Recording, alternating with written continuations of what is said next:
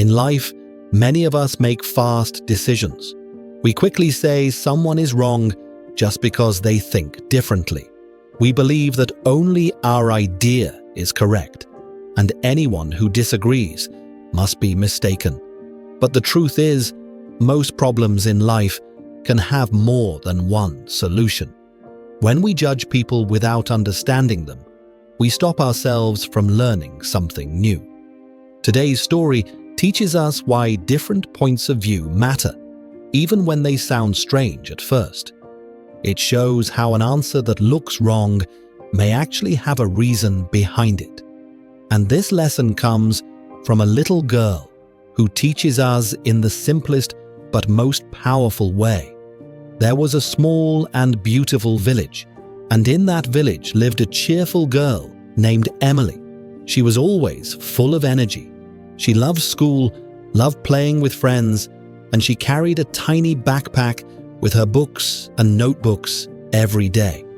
Emily enjoyed almost every subject, but there was one thing she struggled with: math.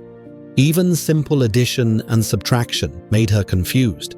She used her fingers to count almost everything.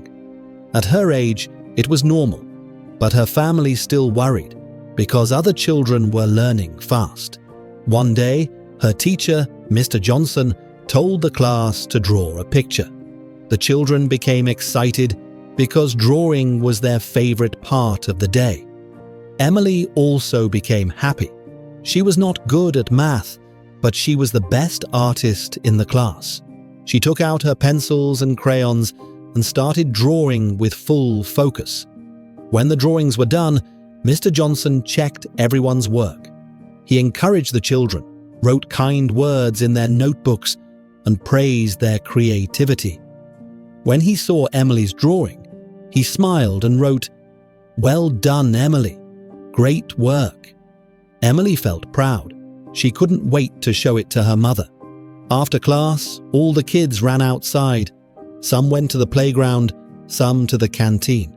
Emily joined her friends, but then her old problem returned. When she tried to count money for her food, she got confused again. Her friends helped her, but slowly everyone realized she was very weak in math. Later, during math class, Mr. Johnson wanted to teach a simple lesson. He took out 3 apples and asked, "If I give you 1 apple, then another, and then 1 more, how many apples will you have in total?" The whole class shouted the answer together. When it was Emily's turn, she counted on her fingers. With confidence, she said, "5, sir." The class became silent.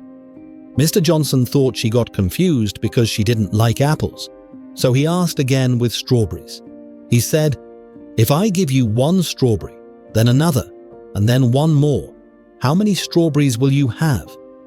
Emily counted again and said, "3, sir." This time she was correct. But Mr. Johnson went back to the apple question.